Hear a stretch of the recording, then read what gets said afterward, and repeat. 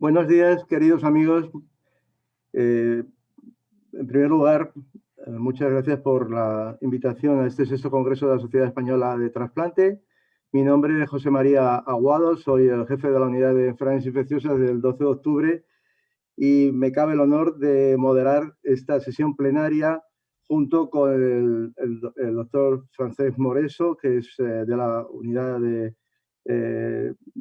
Nefrología, el Servicio de Nefrología del Hospital Valle d'Hebron de Barcelona.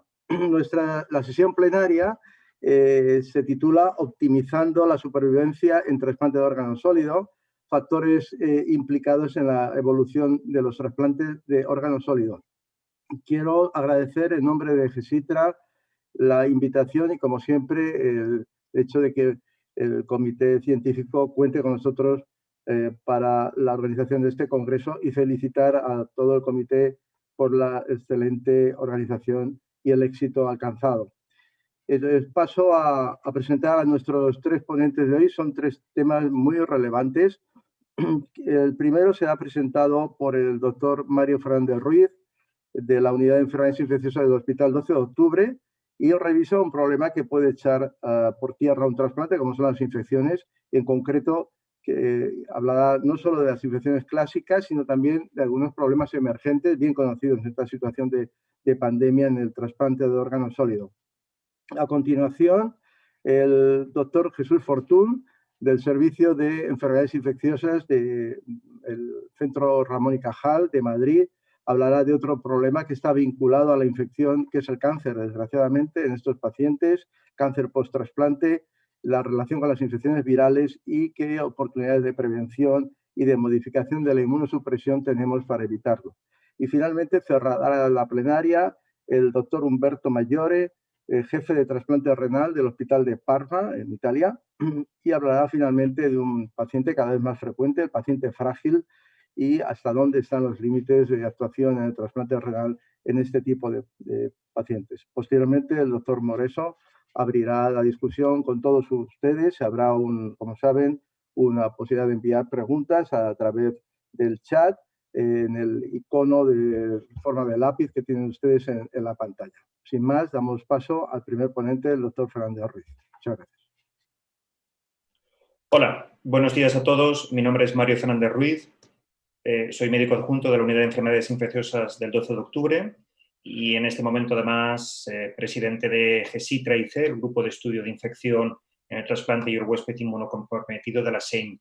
Sobre todo quiero agradecer al comité organizador de la SED la oportunidad de participar en esta sesión primaria que tiene por objetivo pues, abordar qué aspectos podemos mejorar o optimizar la supervivencia en receptores de trasplante de órgano sólido y en este caso me ha correspondido un tema tan apasionante como amplio y en cierto modo inabordable y es un poco el impacto de las infecciones clásicas y emergentes en este sentido. Estos son mis conflictos de intereses, mi declaración de conflictos de intereses. Cuando hace ya pues casi un año y medio, más de un año y medio, estuvimos discutiendo en el seno de la Junta Directiva de la SED cuál debía ser el contenido del Congreso y concretamente de esta sesión, pues el esquema que yo hubiera seguido a la hora de abordar el impacto de infecciones clásicas y emergentes, pues posiblemente hubiera sido parecido a este. Posiblemente me hubiera centrado en las bacterias multiresistentes, en la incidencia tan elevada que tiene la diarrea por Clostridium o Clostridium difficile, el impacto de las arbovirosis, hubiera hablado de la infección transmitida por el donante e incluso pues de nuevas perspectivas en el manejo y en el tratamiento de la infección fúngica invasora, prestando especial atención pues, a la emergencia de cepas de Aspergillus, por ejemplo, resistentes a azoles. Pero claro, esto fue en mayo del 2019. Por desgracia, a febrero de 2021, si uno quiere hablar de infecciones clásicas y emergentes, pues infelizmente para todos el espacio se lo come de forma prácticamente completa la infección que ha cambiado y ha trastocado radicalmente nuestra forma de vida, nuestra forma de relacionarnos con los demás y nuestra práctica clínica y, por desgracia, igualmente la actividad del trasplante, que no es otra que la COVID-19. Dicho lo cual, me gustaría recordar que hay otras cosas. Ha habido otras infecciones emergentes, ha habido otras novedades en el abordaje de estos pacientes en el contexto del trasplante, más allá de la COVID.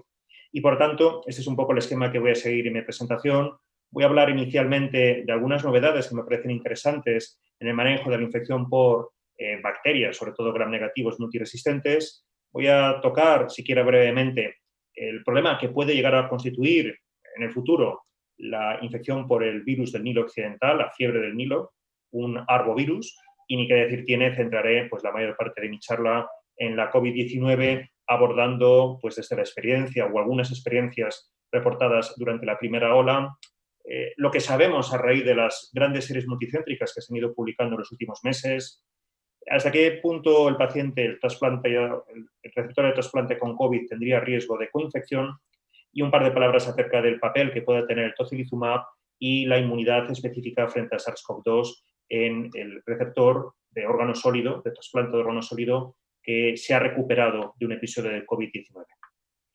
Bueno, si hablamos de infecciones clásicas, evidentemente lo clásico va a seguir siendo durante mucho tiempo la infección por bacterias multiresistentes, y de hecho es un problema al que por desgracia no hacemos sino enfrentarnos a una incidencia creciente, consecuencia en gran medida del uso de antimicrobianos y del incremento de pacientes con un mayor contacto con el medio sanitario.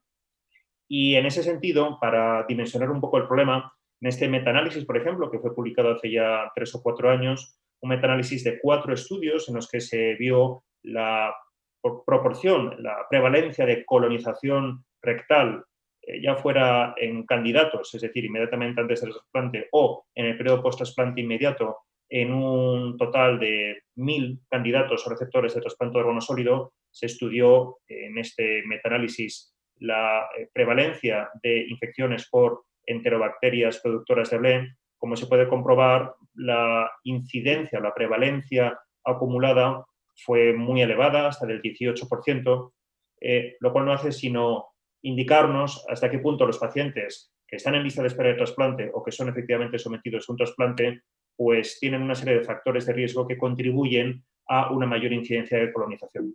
Y lo que sabemos además es que la colonización de tracto digestivo por enterobacterias productoras de Blé y en general por bacterias con fenotipos de resistencia, máxime si llegan a ser multiresistentes, tiene un impacto en el riesgo de infección. La colonización antecede y en gran medida predispone a la infección.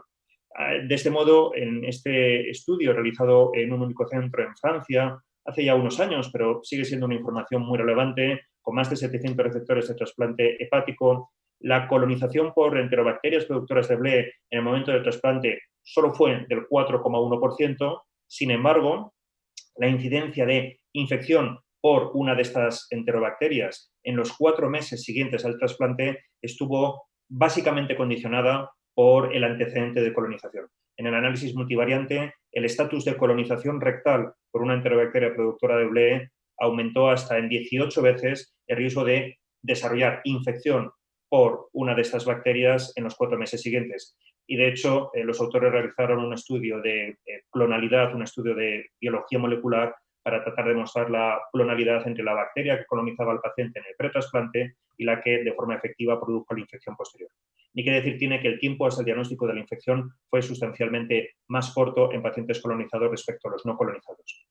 Y esta circunstancia, es decir, el elevado porcentaje de colonización rectal por enterobacterias productoras de Blé y cómo este antecedente impacta en el riesgo de infección posterior, pues puede motivar un cambio en las estrategias de profilaxis perioperatoria que seguimos en estos pacientes. Y en ese sentido quería traer a colación este trabajo de los compañeros del Hospital Clinic, del grupo de la doctora Moreno, donde en una corte histórica se comparó la profilaxis antibiótica estándar con una cefalosporina de primera generación hasta diciembre del 2013, cefazolina, como consecuencia de la elevada incidencia de infección por enterobacterias productoras de Blé en esta unidad de hospitalización, en trasplante renal, se decidió a partir del 2014 realizar un cambio en la profilaxis a ertapenem. Aunque las diferencias no llegan a ser significativas, pero sí que se observa una menor incidencia de infección, una menor incidencia acumulada de infección durante el mes siguiente al trasplante, una vez que se modificó y se adaptó la profilaxis en función de la epidemiología local del centro. Tal vez otro abordaje incluso más útil o que pudiera ofrecer otras expectativas, más allá de adaptar la profilaxis, pudiera ser emplear estrategias de colonización oral selectiva, descolonización oral selectiva o descontaminación digestiva selectiva en pacientes que estén colonizados por una enterobacteria multiresistente. Y en ese sentido es muy poca la evidencia que hay en población general, o relativamente poca, y de hecho son trabajos en muchas ocasiones con resultados un tanto discordantes en los que no se ha llegado de forma fehaciente a comprobar la eficacia de la descontaminación oral digestiva. Tenemos muy recientemente publicado los resultados del ensayo clínico ENTERE, que ha sido coordinado desde el Hospital Marqués de Valdecilla por la doctora Fariñas, donde se seleccionaron a receptores tanto de trasplante renal como hepático con colonización fecal por una enterobacteria multiresistente, ya fuera en el momento pretrasplante en el día +7 o en el día +14, y fueron reclutados en un ensayo clínico abierto, multicéntrico, donde entre 2014 y 2018 se pudo reclutar a un total de 105 receptores. El grupo experimental fue sometido a una estrategia de descontaminación oral, descontaminación digestiva selectiva, por el uso de sulfato de colistina y neomicina durante 14 días por vía oral. En el grupo control pues no fue sometido a ningún procedimiento de descontaminación oral. El objetivo primario fue la incidencia de infección por enterobacteria con fenotipo de multiresistencia en los 30 primeros días post-trasplante. Infelizmente, los resultados de este ensayo clínico fueron negativos en cuanto a que no se alcanzaron diferencias estadísticamente significativas en el objetivo primario. La incidencia acumulada a los 30 días de infección por enterobacteria multiresistente fue del 9,4% en el grupo sometido a descontaminación oral selectiva, 13,5% en el grupo control.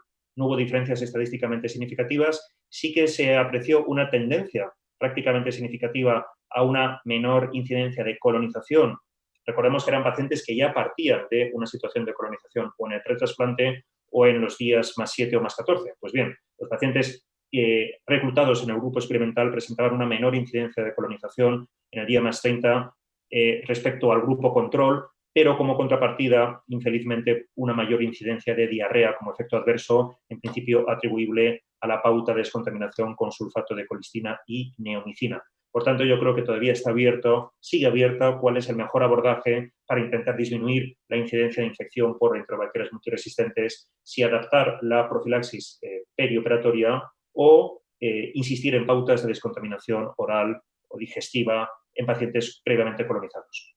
Un par de palabras acerca de otros virus que nos han preocupado durante este 2020. Es el caso del virus del Nilo Occidental. Recordemos que es un arbovirus, un virus transmitido por artrópodos, pertenece al género Flavivirus y se transmite por mosquitos del género Culex, en nuestro medio fundamentalmente Culex pipiens. Hasta el 80% de los casos son asintomáticos y solo en el 10% de los pacientes infectados se llegan a desarrollar síntomas compatibles con lo que clásicamente se conoce como fiebre del Nilo Occidental. El gran riesgo, evidentemente, es la posibilidad de generar enfermedad neuroinvasiva en forma de encefalitis y meningitis, cuadros incluso de mielitis transversa o de polineuropatía con una mortalidad muy elevada. Hasta el 2016 había habido casos tanto en el ganado equino, que es uno de los principales afectados, como casos humanos en diversas localidades de nuestro país, fundamentalmente en Andalucía y en Extremadura. Recordemos que el mosquito, que tiene capacidad y competencia vectorial para la transmisión de este arbovirus, el Culex pipiens, está ampliamente distribuido en nuestro país y como consecuencia del cambio climático y la globalización, este virus, que como su propio nombre indica, en su origen fue descrito en la cuenca del río Nilo, fundamentalmente en un distrito en Kenia, el distrito del Nilo Occidental, pues este virus se ha expandido y se ha hecho endémico en otros países, como es el caso de Estados Unidos. La alarma surgió cuando en el verano de este año, entre julio y octubre, fueron comunicados 75 casos de fiebre del Nilo Occidental, fundamentalmente en Sevilla y Cádiz, también algún caso en la provincia de Badajoz. Casi todos los casos comunicados eran casos que habían tenido clínica neurológica, presumiblemente hubo muchos casos asintomáticos o con fiebre sin manifestaciones neurológicas que no llegaron a ser diagnosticados y por tanto comunicados. Y lamentablemente pues la letalidad o la mortalidad en este brote fue de cerca del 9,3%.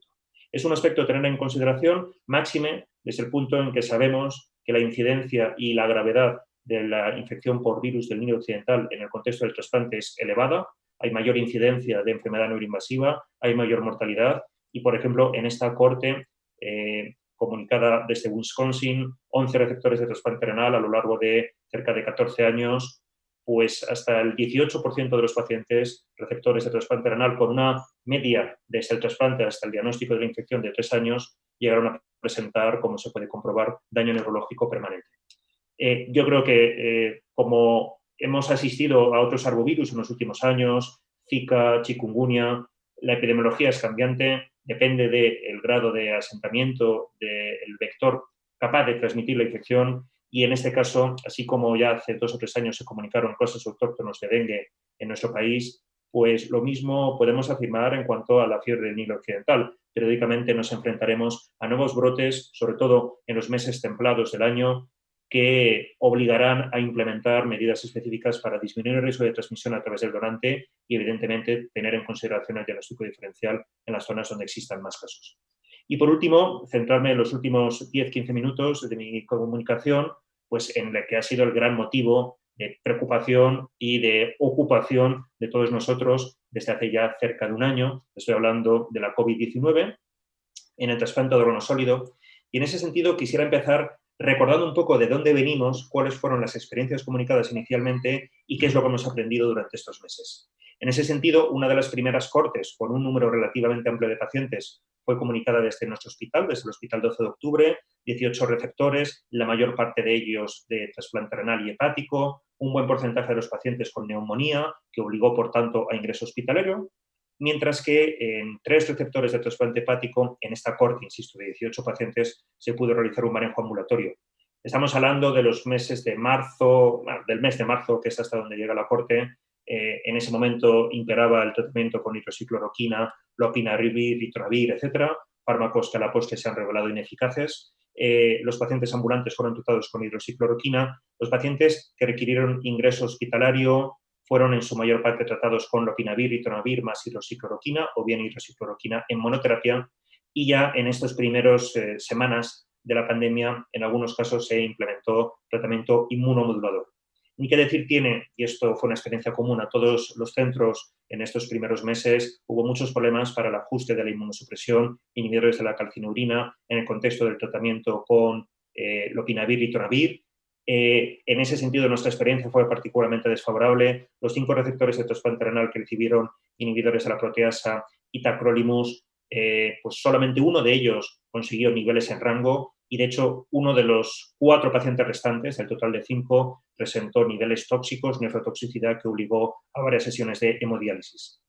No hubo ningún caso de rechazo o pérdida del injerto en nuestra corte, un caso de coinfección, una bacteriemia por Klebsiella. Fue preciso discontinuar el lopinavir en 2 receptores, uno de ellos el que había presentado esta interacción tan grave con el tacrolimus. Y la mortalidad en esta primera corte, en esta primera comunicación desde nuestro centro fue de cerca del 18%.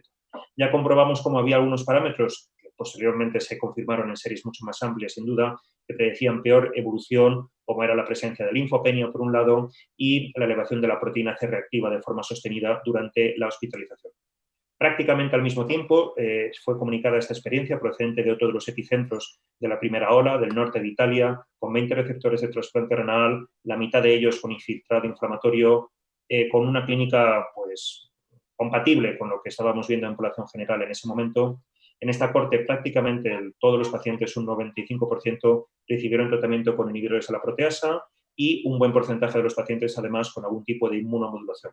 En esta corte el manejo de la inmunosupresión consistió en la suspensión en todos los casos, el inicio de metilprednisolona. Recordemos que en esta época todavía no se habían comunicado los resultados del ensayo Recovery, que ha acreditado el impacto beneficioso del uso de dexametasona sobre la mortalidad. En un 30% de los pacientes hubo un deterioro agudo de la función renal y un 20% de esta corte requirió ingreso en UCI, con la toxicidad ya esperable de la hidroxicloroquina y una mortalidad, si cabe, más alta, por desgracia, respecto a la comunicada desde nuestro centro. El Hospital Clínic, unas semanas más tarde, comunicó su experiencia con 33 receptores de trasplante renal. En este caso, el manejo ambulatorio fue más amplio, en un mayor número de pacientes, en la quinta parte, manejo ambulatorio que evidentemente excluía inhibidores de la proteasa por la imposibilidad del ajuste de la inmunosupresión. El resto de los pacientes, cerca de un 79%, requirió ingreso hospitalario y hasta la mitad de ellos ingreso en UCI. Casi todos los pacientes ingresados recibieron lopinavir, ritonavir e hidroxicloroquina, así como tratamiento inmunomodulador. en muchas ocasiones con tocilizumab.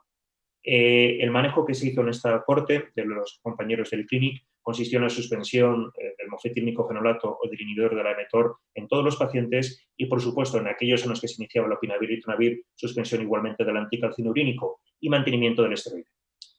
No hubo ningún caso, y esto yo creo que es un dato que se ha corroborado en la mayor parte de las series posteriores, ningún caso de rechazo clínico o demostrado mediante biopsia la toxicidad esperable del opinavir en forma de diarrea y una mortalidad menor que la que habíamos comunicado pues desde el 12 de octubre, en esta primera época, o desde otros centros, una mortalidad en pacientes ingresados de cerca del 8%. Y un aporte de 90 receptores de trasplante de órgano sólido entre los meses de marzo y abril, procedentes de Nueva York, otro de las ciudades con mayor incidencia en la primera ola, con una clínica compatible con la que veíamos en población general y en otras cortes, tal vez destacar la elevada prevalencia de diarrea, que ya fue comunicada, por cierto, como tal vez dato clínico un poco distintivo por el grupo del Hospital Clínic de Barcelona, ingreso hospitalario en 3/4 partes de los pacientes, con tratamiento inmunomodulador basado en muchas ocasiones en tocilizumab. En esta corte ningún paciente recibió lopinavir y ritonavir. Y en cuanto a los factores de riesgo para mortalidad, pues bueno, pues los que posteriormente veremos que se han confirmado en cortes multicéntricas, la edad y las comorbilidades, hipertensión arterial y enfermedad oncológica activa. El manejo de la inmunosupresión en esta corte de 90 pacientes consistió fundamentalmente en el descenso o suspensión del antimetabolito. Esto yo creo que se ha confirmado posteriormente en prácticamente todos los grupos y en menor medida la discontinuación del anticalcinurínico. Un buen porcentaje de pacientes requirió ventilación mecánica invasiva o ingreso en UCI. Y en esta corte no fue necesario suspender precozmente ni la hidroxicloroquina ni la citromicina. Por desgracia, los resultados en cuanto a mortalidad global siguieron siendo muy elevados.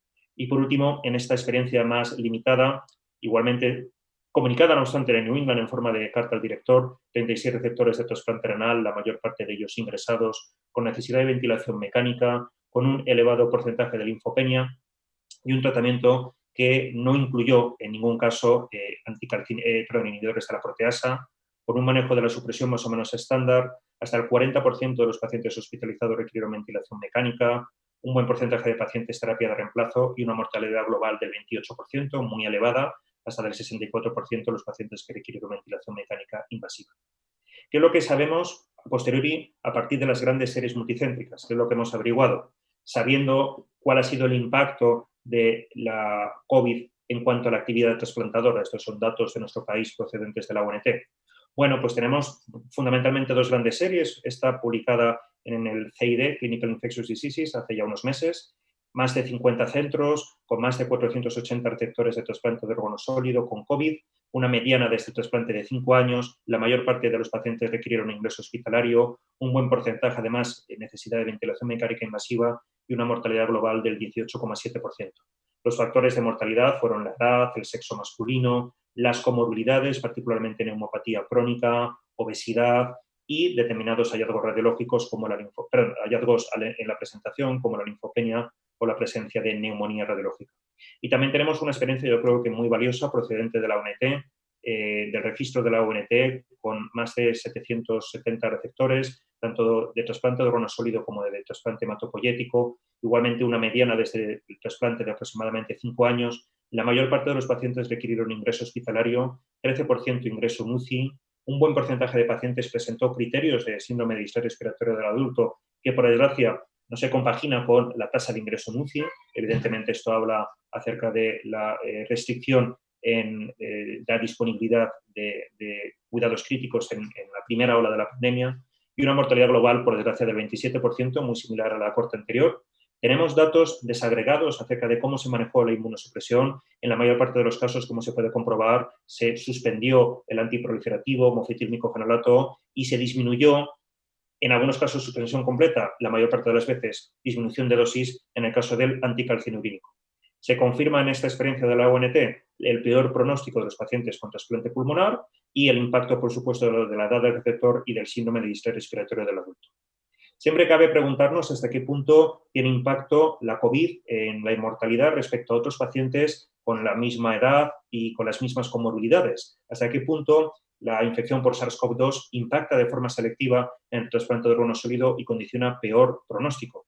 En ese sentido, este trabajo procedente del Vall d'Hebron, es un estudio de casos y controles, 46 receptores de trasplante, 166 pacientes no trasplantados, pareados por edad, género y comorbilidad. No encontraron los autores diferencias significativas en cuanto a la mortalidad, aunque la tendencia sí que es, aparentemente, desde un punto de vista numérico, 37 versus 23% de mayor mortalidad en pacientes trasplantados. Curiosamente, la incidencia de distrés respiratorio del adulto sí que fue menor en el grupo de trasplante. ¿Hasta qué punto los pacientes con COVID-19 y trasplante tienen riesgo de coinfección?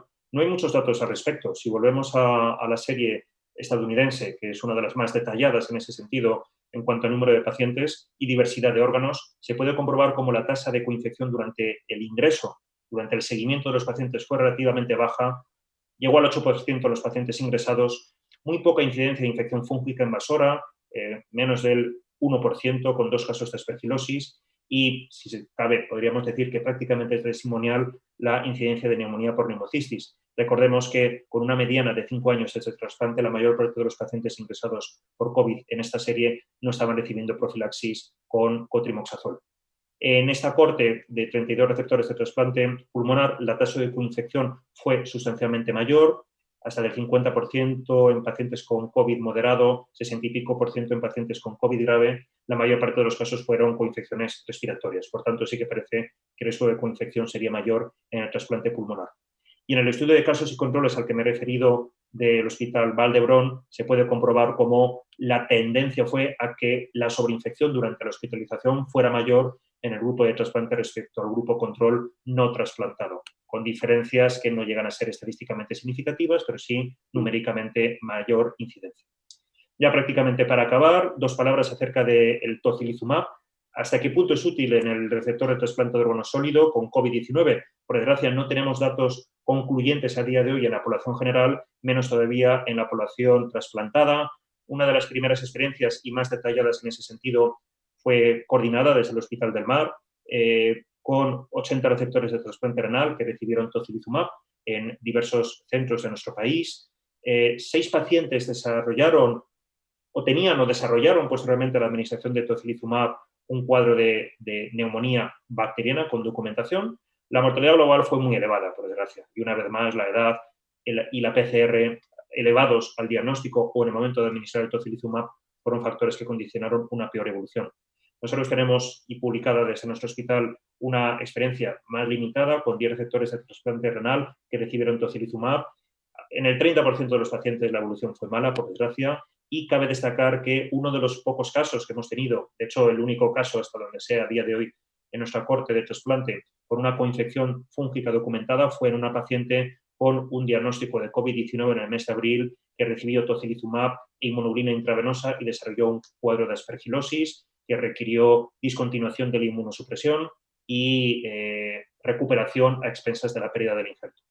Y por último, en este estudio de casos y controles, en pacientes, todos ellos receptores de trasplante renal, pulmonar o de otros órganos, tratados con tocilizumab, comparados con una corte no tratada con tocilizumab, parecía que había una tendencia numérica a una mayor incidencia de infección en el grupo de tocilizumab, por ejemplo, 7% de bacteremia versus 3% en el grupo control, pero realmente los números son relativamente pequeños. De hecho, tenemos la experiencia y los hallazgos procedentes de población no trasplantada que sugiere que el riesgo de coinfección en pacientes tratados con tocilizumab es relativamente bajo. De hecho, en algunos ensayos clínicos es menor que en el grupo control. Y por último, un par de diapositivas, y ya con esto acabo, estoy prácticamente agotando mi tiempo, respecto a hasta qué punto un receptor que ha tenido un episodio previo de COVID persiste con inmunidad celular detectable. Es poca la experiencia que tenemos disponible a día de hoy. Un trabajo que acaba de ser aceptado para publicación procedente de nuestro grupo en colaboración con el Servicio de Microbiología del Hospital Clínico de Barcelona, el grupo de David Navarro, pues en 23 receptores de trasplante renal que ya habían tenido un diagnóstico de COVID, realizamos una monitorización en el mes 4 y 6 de linfocitos CD4 y CD8 específicos frente a SARS-CoV-2 mediante la técnica de tinción intracelular de citoquinas. La buena noticia es que hasta 6 meses después del diagnóstico de COVID-19 seguía habiendo una respuesta detectable en cerca del 60% de los pacientes. Con lo cual sugiere que incluso 6 meses después del diagnóstico, la inmunidad natural medible en forma de linfocitos CD4 específicos o CD8 dirigidos frente al SARS-CoV-2 sigue siendo detectable en un porcentaje sustancial de pacientes. No obstante, había un grupo de los 23 pacientes incluidos, 4 pacientes no llegaron a desarrollar ni en el mes 4 ni en el mes 6 una respuesta detectable. Hacen falta más trabajos para evaluar hasta qué punto la inmunidad natural persiste en el contexto específico de la inmunosupresión post-trasplante y, por supuesto, el impacto y la eficacia de la inmunidad vacunal, de la que, por desgracia, todavía carecemos de datos. Así que, para concluir, está claro que la mortalidad en la primera ola del COVID fue muy elevada en el trasplante de órgano sólido, factores de riesgo que en gran medida son superponibles a los de la población general, edad, comorbilidad, especialmente el trasplante pulmonar como órgano con peor pronóstico. En mi opinión, a día de hoy, podemos afirmar que la gravedad de la COVID-19 en el trasplante es al menos comparable a la de la población general. Ese supuesto efecto protector de la inmunosupresión post-trasplante que se postuló en su momento, en mi opinión, yo creo que los datos no lo confirman. Hay una incidencia relativamente baja de coinfección bacteriana o fúngica, es decir, que estos pacientes van mal, pero no necesariamente por un mayor riesgo de coinfección respecto a la población general. Evidentemente, hay un riesgo de infección nosocomial obvia, condicionado por el mayor ingreso prolongado en UCI o ventilación mecánica. El papel de tocilizumab como tratamiento de la COVID-19 es incierto tanto en el trasplante como en la población general. Yo creo que, desde luego, lo que sí que sabemos es que no incrementa sustancialmente el riesgo de coinfección. No tenemos datos, por desgracia, a día de hoy, de eficacia y seguridad del único antiviral que ha sido en sentido estricto aprobado para el tratamiento de la COVID-19, que es el remdesivir en el grupo específico de trasplante de órgano sólido. Y, por último, los datos preliminares de los que disponemos sugerirían que la inmunidad natural con linfocitos CD4 específicos y CD8, inmunidad celular específica dirigida frente al SARS-CoV-2, persistiría hasta varios meses después del diagnóstico en un elevado porcentaje de pacientes a pesar del uso de inmunosupresión post-trasplante. Por tanto, yo creo que, por desgracia, a día de hoy todavía son más incertidumbres que certezas las que tenemos respecto al manejo y al impacto de la COVID-19 en la población trasplantada. Muchísimas gracias por su atención y espero que luego podamos abordar estos aspectos en la discusión. Muchas gracias. Hola, buenos días. Mi nombre es Jesús Fortún y en los próximos minutos voy a exponer esta charla en relación con el cáncer y el trasplante. Primero tengo que decir que yo no soy oncólogo, soy infectólogo y por lo tanto la visión que voy a dar de este problema tan específico va a ser la vinculación fundamentalmente desde el punto de vista infectológico, sobre todo infecciones virales. Algunos datos generales antes de hablar del tema es que conocemos que hay diferentes registros. Este es un registro irlandés recientemente publicado donde hay una correlación clara entre el tiempo post-trasplante y la aparición de todo tipo de tumores. Ahora veremos un poquito la proporción entre algunos de ellos. En general, los trasplantes torácicos parece que tienen mayor riesgo. Ahora comentaremos. Lo que sí hay una distribución o una mayor asociación de determinados tumores con el post-trasplante, fundamentalmente tumores cutáneos, fuera del melanoma, sobre todo escamosos, pero son los más frecuentes. Después linfomas, ahora hablaremos de ellos, y son menos frecuentes, no asociados especialmente de riesgo a otro tipo de tumores frecuentes, como pueden ser colorectales, mama, próstata o incluso las leucemias. El tema del cáncer de piel es frecuente en los pacientes, como digo, es el más frecuente. Esto es también un registro americano con multitud, más de 10.000 pacientes analizados, en el cual se ve como, como mencionaba, el tumor escamoso de piel es el que tiene una incidencia mayor, más de 1.300 casos por 100.000 trasplantes en seguimiento, asociado a determinados factores de riesgo, como pueden ser el tener el tumor previamente al trasplante, más frecuente en varones, como decía, los trasplantes torácicos, la raza blanca o la edad mayor. Y en concreto también eso el escamoso. Cuando hablamos del melanoma, sobre todo la relación tiene lugar con haber tenido el tumor previamente al trasplante o la raza blanca o la edad mayor de 50 años. Está claro que la inmunosupresión juega un papel a la hora del desarrollo de tumores posteriores. Hay algún trabajo que ha puesto en relieve o ha analizado este aspecto. Este es un trabajo israelí donde hace un sumatorio de la dosis de tacrolimus y el tiempo que está presente esta dosis y lo divide por el tiempo, con lo cual, si el tiempo aparece en el numerador denominador, es la concentración. la que verdaderamente importa, pero como digo, en un sumatorio, y viene a concluir que 11 de media, 11 nanogramos por mililitro de tacrolimus es, en curvas ROC, un factor bastante diferencial a la hora del riesgo de cáncer mayor o menor. La ratio se multiplica hasta 14 veces cuando los niveles mantenidos de tacrolimus están por encima de 11. Como decía, mi principal focalización del tema de la charla es hablar de determinadas infecciones virales y el cáncer. Vamos a hablar de Epstein-Barr y fundamentalmente del PTLD, el linfoproliferativo post-trasplante, un poquito del carcinoma nasofaríngeo. También mencionaremos herpes 8 como un virus oncogénico claramente con Kaposi y Castleman, y un poquito de papilomavirus e incluso algo de JC. Como decía, esto es una serie en trasplante hepático, excluyendo los PTLDs, que es un tipo de trasplante de tumores muy frecuente. Los más habituales van a ser los tumores de piel, no melanomas, y también otros que están implicados con virus, como puede ser el orofaríngeo y el esofágico, en este caso con el propio Epstein-Barr, y los carcinomas de vulva en la mujer, menos frecuente de ano en el varón en relación con papilomavirus, como luego veremos. Empezando por Epstein-Barr y recordando un poquito la patogenia, es un virus implicado, como bien conocemos, en el desarrollo de mononucleosis infecciosa con una expresión generalizada de la patología, pero a nivel de generar tumores, a nivel local puede tener esa infección que tiene el epitelio nasofaríngeo y que estas células escapen al control linfocitario y desarrollar un carcinoma nasofaríngeo, y lo mismo ocurre en los ganglios linfáticos la biovaldeira, la faringe, a nivel sistémico también, la infección de Epstein-Barr de los linfocitos B específicos, los cuales pueden normalmente producir una expansión de linfocitos T, que es lo que normalmente vemos como los linfocitos activados, son linfocitos T, pero a veces este control, cuando es deficitario, en ambientes de inmunosupresión, puede ser que haya escapes de linfocitos B provocando el linfoma. Esta es la patogenia, efectivamente, del síndrome linfoproliferativo post-trasplante, asociado, como digo, a Epstein-Barr mayoritariamente y infectando Epstein-Barr los linfocitos B. Estos linfocitos B estimulan linfocitos T y este control, cuando es adecuado, hace que estos linfocitos B disminuyan su número y controlen finalmente la infección. Pero, y esto está en relación con determinadas circunstancias, como es por supuesto la inmunosupresión, pero también del propio virus relacionado con algunos antígenos proteicos o determinados genes, como es el MP1, el EMNA y también el CEMIC, que pueden estar implicados oncogénicamente en el desarrollo de este problema.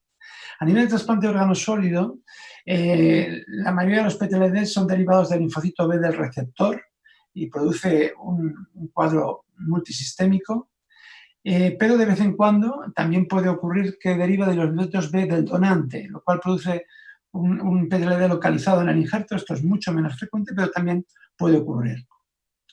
Es menos frecuente que el PTLD ocurra en el trasplante de progenitores. En este caso ocurrirá siempre derivado de los linfocitos del donante, pero, repito, es menos frecuente el PTLD en el trasplante de progenitores que en el trasplante de órgano sólido. Y por último, no todos los PTLD están en relación con Epstein-Barr, sino que algunos lo están también en relación con otros virus, herpes 8, etc. Aquí repito un poquito la patogenia que hemos hablado, la implicación nasofaríngea, el nivel linfocitario, la importancia de estos genes de modulación del linfocito B y de escapar a la apoptosis natural que tiene lugar, y la patogénesis dentro de la oncogénesis del propio Epstein-Barr que mencionábamos. La clasificación de la OMS sigue estando bastante presente a la hora de valorar los PTLDs.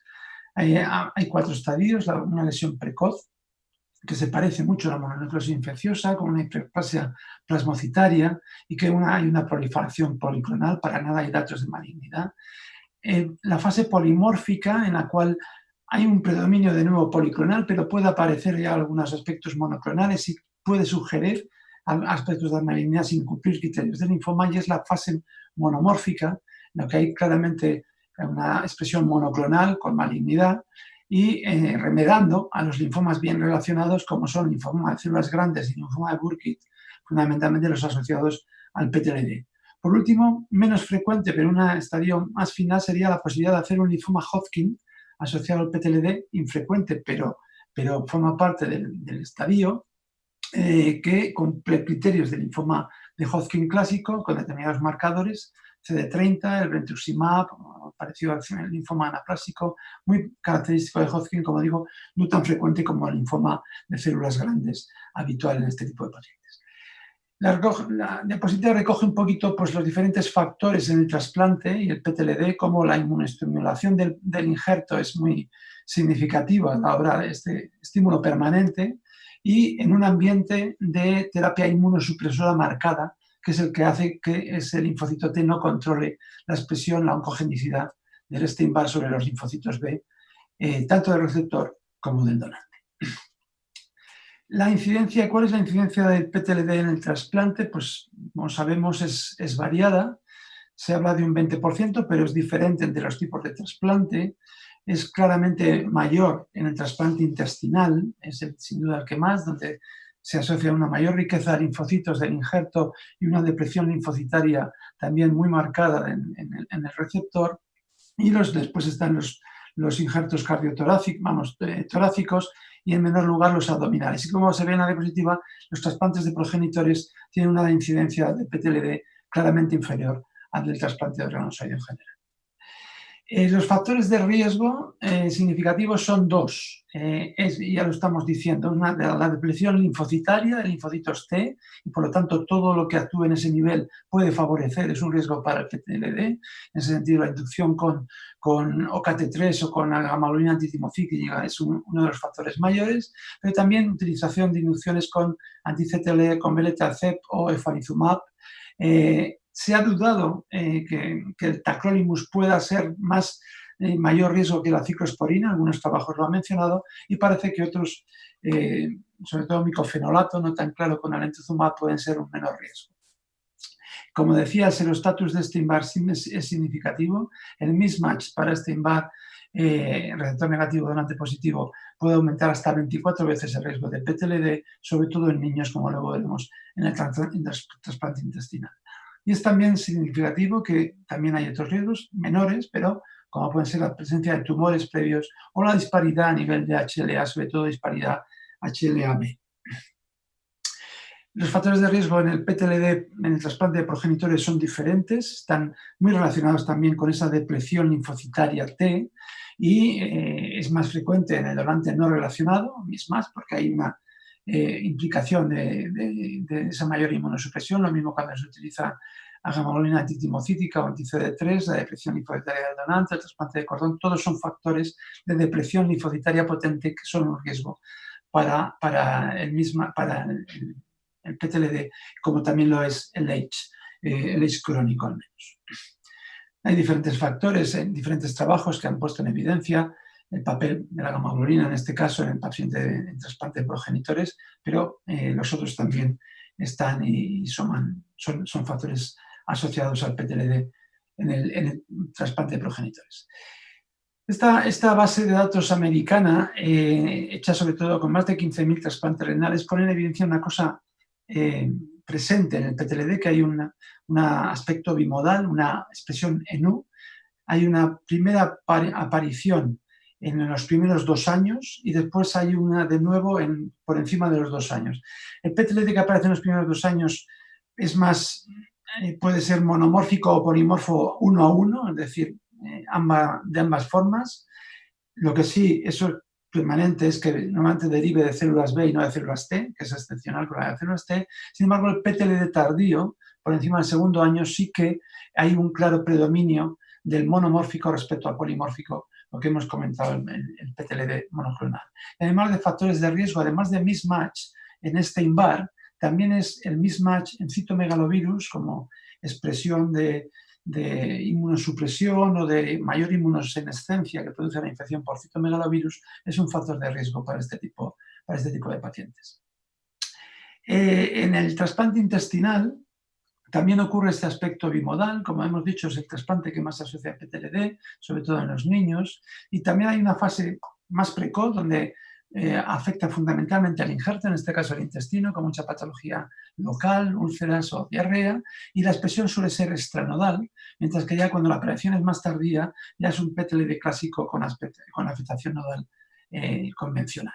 Los factores de riesgo, como hemos dicho, son los niños, los de más riesgo, la edad en sí mismo, el mismas para Epstein-Barr y, de nuevo, inmunosupresión o CAT3, rechazo previo. Y la persistencia de la carga viral a Epstein-Barr alta, que es un factor de riesgo significativo.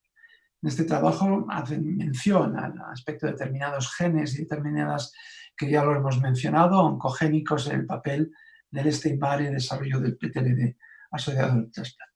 Un aspecto que quiero, al menos un poquito, un minuto, dedicarlo sobre todo al Epstein-Barr, que no solamente hay tumores, hay el síndrome hemofagocítico, que en el trasplante de órgano sólido lo vamos a ver menos, pero en el paciente hematológico sí, un hemofagocítico primario, del cual no vamos a entrar, pero muchas veces secundario, mayoritariamente a neoplasias o procesos autoinmunes, pero en muchos casos secundario a infecciones, que sería la expresión del hemofagocítico, pancitopenia, esplenomegalia, aumento de triglicéridos y ferritina, y esa elevación del factor soluble de interleukina 2.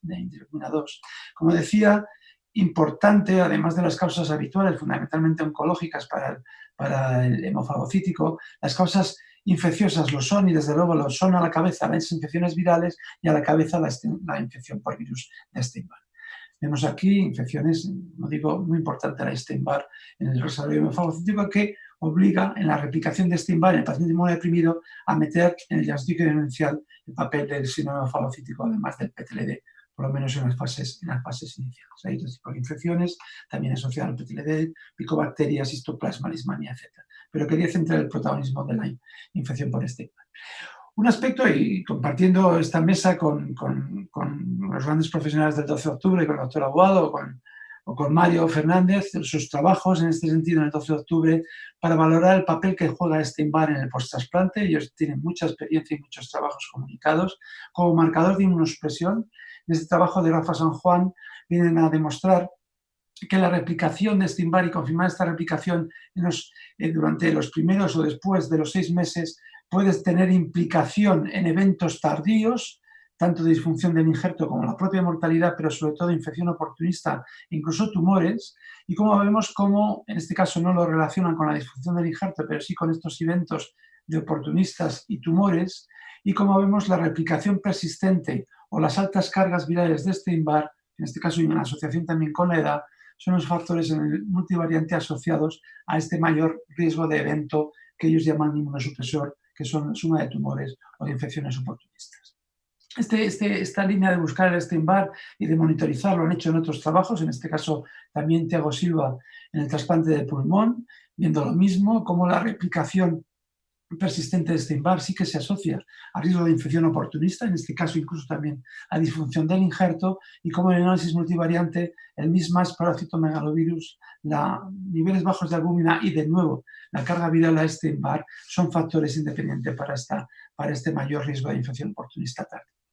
Incluso recientemente, este trabajo todavía no está publicado, creo, de Rafa San Juan, en un estudio multicéntrico que nosotros participamos en él, han intentado conseguir un score de inmunosupresión en el cual, como vemos, está la edad, están otros aspectos, la propia mismas de citomegalo, pero está la alta carga Epstein-Barr, que con una puntuación muy alta de Epstein-Barr, y como vemos que los pacientes con un score mayor son los pacientes que acaban haciendo mayor riesgo de infecciones tardías o de estos eventos tardíos, incluidos tumores asociados o monitorizados de esta manera.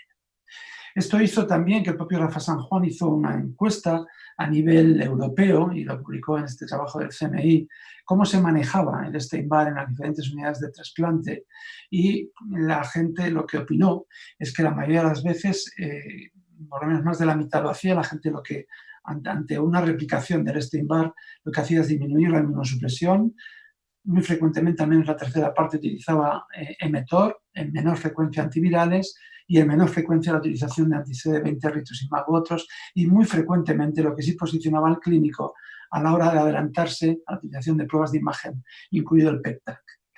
Esto hizo incluso que el propio Rafa San Juan hizo un consenso europeo publicado con las medidas o recomendaciones de manejo de Epstein-Barr en el trasplante, importancia del serostatus para Epstein-Barr, la importancia de la detección linfocitaria tipo T y la utilización de inmunoglobulinas en algunos, no en todos, en algunos centros incluso antivirales, como ya hemos dicho, con menos seguimiento por muchos centros.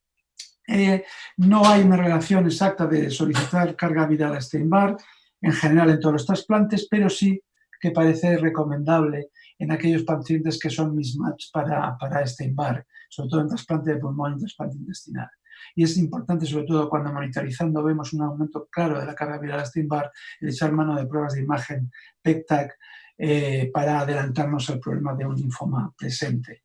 El manejo del mismo, reducción de inmunosupresión, la utilización de mTOR muy frecuentemente y como en el trabajo recoge menos evidencia para la utilización de los anti-CD20. Además de estos trabajos, el grupo del 12 de octubre ha posicionado y ha hecho una línea de investigación frecuente, no solamente en Epstein-Barr, sino en otros virus, en este tipo, el alfa-Torque virus, como monitorización de esa expresión, monitorización de inmunoglobulina, muy centrado en este seguimiento, esta monitorización de la inmunosupresión en el trasplante de órganos. Para acabar, dos cosas fuera del Epstein-Barr, hablar del Kaposi, lógicamente, y el herpes 8. El Kaposi en el trasplante hay una asociación muy frecuente, hasta 500 veces más frecuente que en la población general, y también muy vinculado al herpes 8. También hay otros factores, la edad, el sexo masculino, utilizar hemoderivados. Está bien conocida la patogenia del herpes 8 como el receptor vasculoendotelial, donde actuaría el bevacizumab, es el que pone en marcha esta vía intracelular muy importante, como es la PI3K, AK3 y mTOR. Los mTOR están muy vinculados en el desarrollo del Kaposi y de hecho la monitorización de una proteína, la PT6K, se ha implicado en pacientes con SIDA como de gran correlación con el Kaposi y por lo tanto los inhibidores de la mTOR pueden ser terapias importantes para el manejo de estos pacientes. Esto se ha visto en esta serie nacional de varios que han recogido varios casos de Kaposi en pacientes con trasplantados.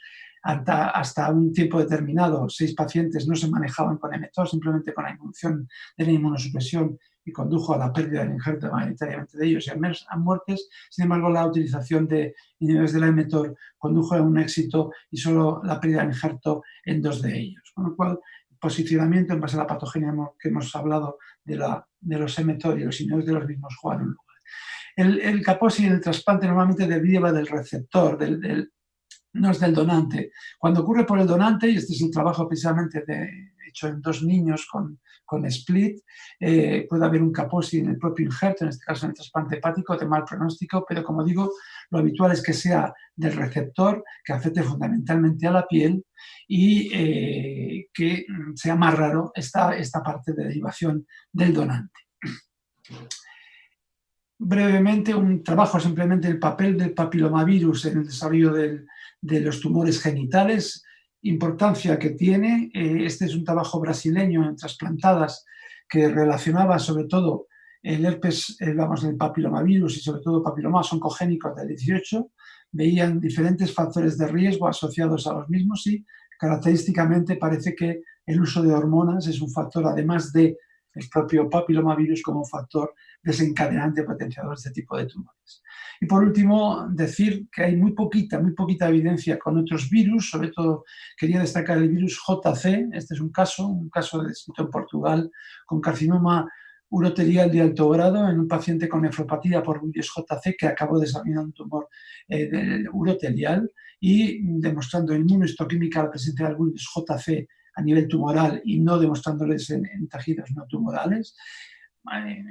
Es una elucubración, pero sí es verdad que en la literatura se ha implicado el JC en pacientes inmunodeprimidos en tumores de colon, cerebro, próstata u otros incluso uroteliales. De hecho, a nivel de cáncer de vejiga, la nefropatía BK se asocia casi 3 veces con un mayor riesgo de cáncer de vejiga que el resto. Y esto sobre todo, como digo, en pacientes inmunodeprimidos porque no está tan descrito en pacientes inmunocompetentes. Simplemente para resumir, mensajes para llevar: mayor riesgo de tumores en trasplante de órgano sólido y menos en trasplante de progenitores, el cáncer de piel a la cabeza, los linfomas también, la inmunosupresión y la replicación viral como factores de riesgo, sobre todo el patógenismo de Epstein-Barr y herpes 8 como claros virus oncogénicos, la monitorización de Epstein-Barr importante en el post-trasplante, sobre todo en trasplante intestinal, posiblemente en trasplante infantil, diferente expresión del PTLD, como ya hemos visto, y el manejo clínico del mismo, con la reducción de la inmunosupresión más o menos la utilización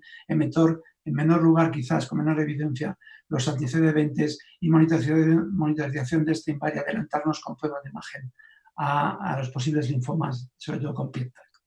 Muchas gracias. Okay, I thank the organizing committee for inviting me, Armando. My topic is a tough one, is kidney transplantation in the frail patient, where are the limits, in the elderly and frail patient, where are the limits. This is my topic outline. I will try to answer the question whether there is an upper age limit to kidney transplantation. And after giving a brief background on frailty, I will try to answer the question whether there is an upper age frailty limit to kidney transplantation. And because there are no hard rules, I will, in the second part of my talk, I will address what are the key elements for shared decision-making, in my view, namely donor quality and interplay with the recipient frailty, alternatives to transplantation, such as remaining on dialysis, waiting for future offer living donation, and finally, the problem of short-term risk versus benefit at some point in the future. So in 2005, the Canadian guidelines were released, and in line with other guidelines during roughly the same period, they stated that the advanced age per se is not a contraindication to kidney transplantation. However, they provided a weak recommendation that transplant candidates should have a reasonable probability of surviving beyond current waiting time for transplantation. Ever since, as shown by this bar plot, in Europe, the rate of transplantation among patients aged 17.5 or above has increased steadily. So, what are the limits? At our center, we use this tool as an aid for decision-making purposes. This is a prognostic score based on comorbidities that is for transplant candidates aged 70 or above. It was generated in France on a large population of incident kidney dialysis patients. The score is based on old age itself, of measures of disability, such as being totally dependent, on malnutrition, and on a number of comorbidities that are not listed here in the table. Based on this score, they could divide these incident dialysis patients aged 70 or above in 5 quintiles. And the upper quintile, the one with the score up to 6, had a very good prognosis. This model was validated on another large cohort of incidence dialysis patients. Patients aged 70 or above with a score of 6 or lower are suitable candidates for sure, because they have a life expectancy of 7 to 18 years, and if we take 3 years, which is the average waiting time in Italy, these patients have a 70% probability of surviving after 3 years. If we go back to this score, we can see that for patients aged 85 or above, the score is 9. So they cannot belong to this category of clearly suitable candidates. The same holds true for patients who are totally dependent. For these patients, it is enough to have one single minor comorbidity to belong to the to the quintile, to make a drop of 2 quintiles to belong to the group of score 10 to 12, which these patients have a survival probability at 3 years of less than 50%. So we can we can use this tool as an aid to make decisions. So patients aged 85 or above with one minor comorbidity have a very high risk of dying in the short term.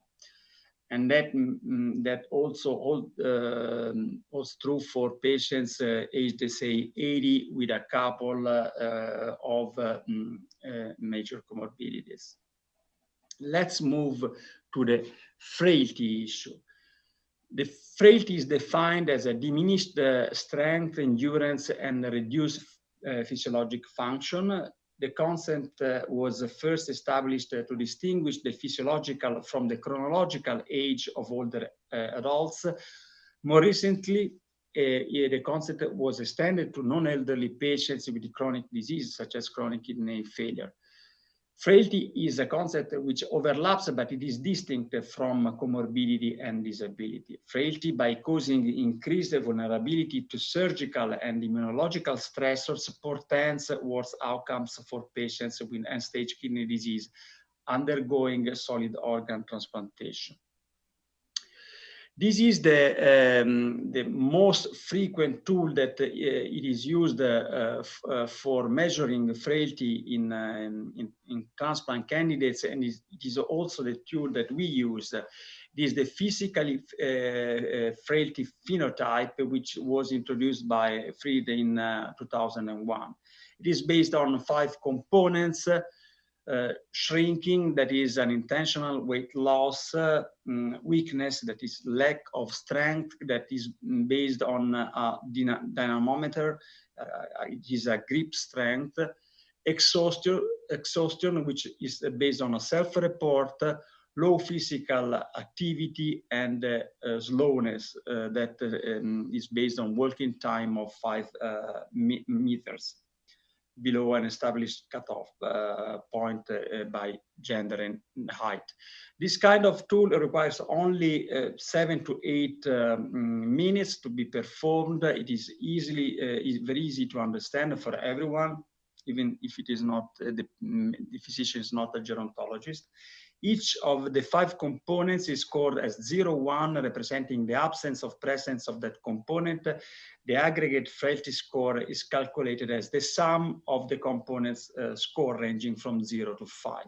Non-frail is defined as a score of 0, pre-failed as a score of 1 to 2, and frailty as a score of 3 or greater. The most common components of this score are weakness and low physical activity. These slides show the same score on the left, and the picture shows how frail individuals are most vulnerable to the numerous health stressors that occurs in kidney disease and transplantation. For instance, patients are going to receive immunosuppression, which acts on exhausted T cells, and on which also comorbidity conditions increase the risk of, for instance, infections.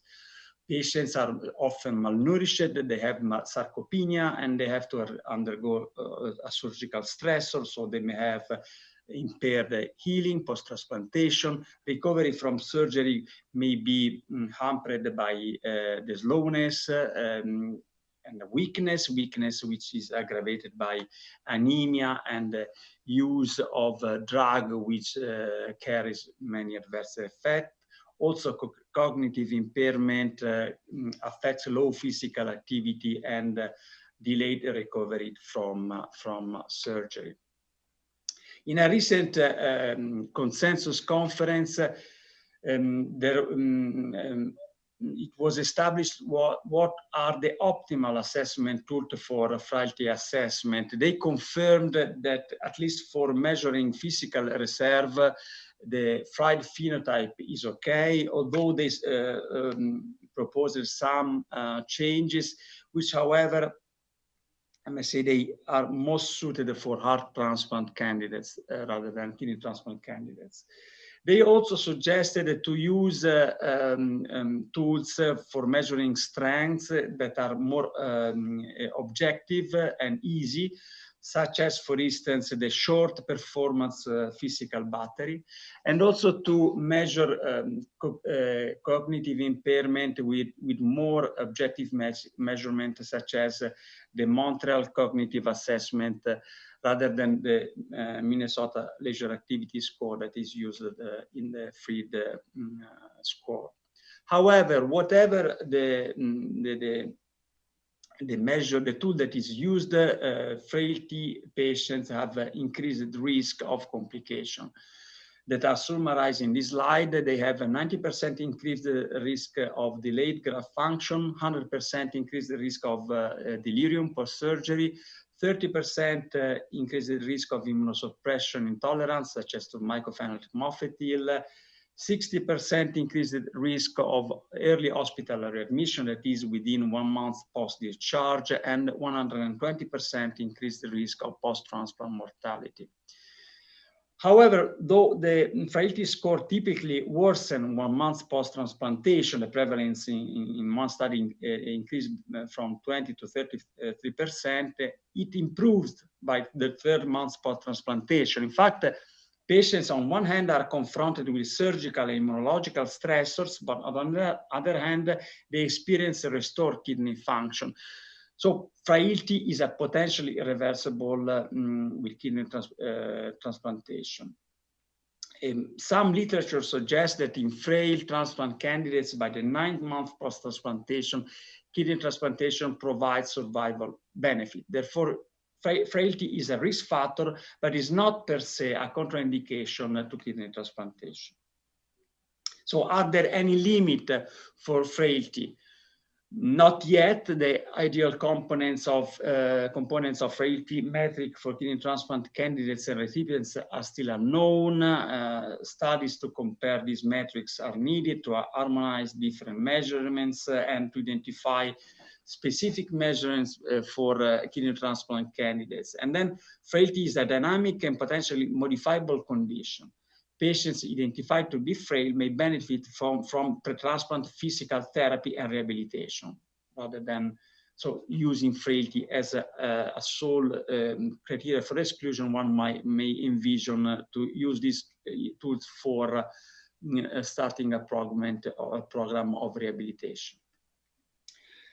How is the impact of frailty of mortality in elderly patients? We can just guess in the same framework that we used for the upper age limit. Because frailty is associated with an hazard ratio of 2.2 of dying post-transplantation, we can say that being frail is equivalent of the same jump of 2 categories that we saw in the previous slides for patients belonging to the best category of score up to 6 to score 10 to 12. This is like having a patient who is 80 years old in perfect condition, and if he is frail, the patient is like a patient who is above 85 and have some other comorbidities, for instance. So frailty makes a difference, and so knowledge of frailty could inform shared decision-making about the risk and benefits of kidney transplantation between potential kidney transplant candidates and their providers, beyond the standard biomarkers that are commonly assessed and reviewed. So in my view, and this is the second part of my talk, there are some topics that should be discussed with a frail patient. That is the benefit risk of dialysis versus transplantation from suboptimal donors, living donation, and the problem of the risk closer in time as opposed to the benefit at some point in the future. So I will summarize basically 5 key points, 5 information that I think should be part of this shared decision making. The first information is that improvements in managing chronic kidney disease and dialysis have improved survival on dialysis. And this is shown by this registry study in Europe. The blue bars represent the hazard ratio comparing the mortality rate in the period 2003 to 2007 to the period 1998 to 2002. So it is the mortality in the most recent period divided by the mortality in the previous period. The vertical red line represents the confidence interval, so the reduction in mortality is significant as long as these bars does not cross the vertical dotted line. So we can see that mortality in dialysis is improved in the most recent years, in contrast to what happened with kidney transplantation, in which the improvement was not statistically significant. So dialysis is not a sentence to death. That should be shared with patients. The second information that must be shared, that organ shortages have increased the use of less than optimal donor kidneys. These are, again, results from Europe. Those are violin plots which report the age distribution of donors. And we can see that starting from 2013 and 14 in Europe, the typical donor is a donor aged 75 or above. Also, the use of DCD has increased. This is a bar plot concerning the year 2015. The red part represents the proportion of DCD donors in each country. The proportion has increased ever since. And even then, for instance, in UK, in which the proportion is very large, more than 40% of DCDs were 60 years or older compared to the 14% in 2004. However, this is the third information that must be shared with the elderly and frail patient. There is a short window of opportunity for them to receive a transplantation, as shown by this old US study, in which the line represents the relative risk of not receiving a transplantation in 4 age categories, above 65 or younger. So patients on a waiting list who are aged above 65, they age with time, the clinical condition deteriorates, so the chance of transplantation reduced. They can be withdrawn from the waiting list. So they have the short window of opportunity. Because of the short window of opportunity in the elderly frail, it may be not always reasonable to turn down a donor offer because of poor donor quality. There may exist some strategies to reduce the negative impact of using suboptimal donors, such as the one that we use in Italy. We use a standardized assessment of biopsy and allocate to dual transplantation the worst kidney. And we have reported in different independent studies from different regions that transplantation from octogenarian donor more or less achieve the same result as transplantation from standard disease donor. However, we started using dual transplantation in some regions for donors aged 80 or older. And the dual transplantation usually is something that is not performed in elderly frail patients that usually are deemed not suitable for this kind of surgery.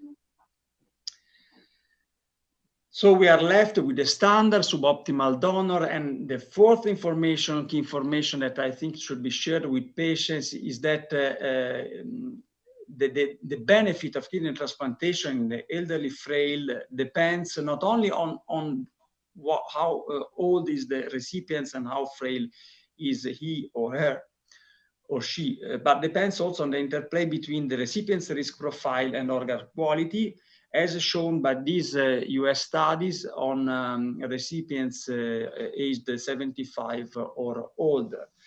They were stratified in risk categories, the low risk in the leftmost panel and the intermediate high risk in the rightmost panel, depending on whether they had 0, 1 or 2 or more risk factors such as heart failure, coronary artery disease, cerebrovascular disease, or peripheral heart disease. The plot shows that the relative risk of dying comparing to remaining on dialysis as a function of time, starting from the 0, the time of transplantation, up to 732 years post-transplantation. The relative risk of dying, depending on whether the patient receive extended criteria donor, green, standard criteria donor, purple, or living donor, red. We can see that for low-risk recipients, elderly recipients, if they receive living donation, there is no increase in risk in any time post-transplantation. However, the risk increased for up to 90 days, 3 months post-transplantation, whether they receive ECD kidneys or standard disease kidneys.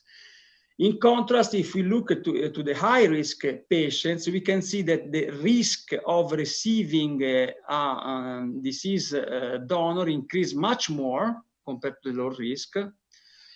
The period when the risk is increased compared to dialysis is prolonged, and third, the receiving an extended criteria donor makes a difference. The increased risk persist up to 6 months post-transplantation. So we can draw 2 conclusions from this study. We can see also the living donation is the increased risk is negligible in these categories of high-risk elderly recipients. So allocating poor quality organs to frail recipients places them a prolonged post-surgery risk up to 6 months post-transplant, and that living donor kidney transplantation is the best option for elderly and frail patients.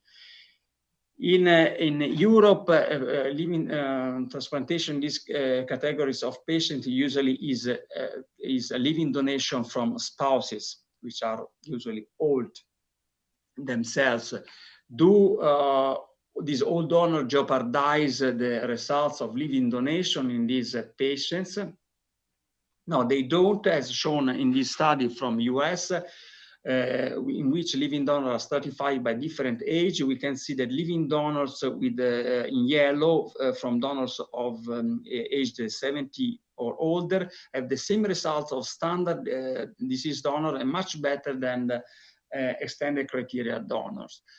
So we can regard living donation as the best option for elderly and frail transplant candidates. Although this option it is not often available, as shown in this European study, in which in the categories of recipients aged between 75 and 84, the proportion of living donation was only 5%. So we are left with the standard disease donor in the majority of cases.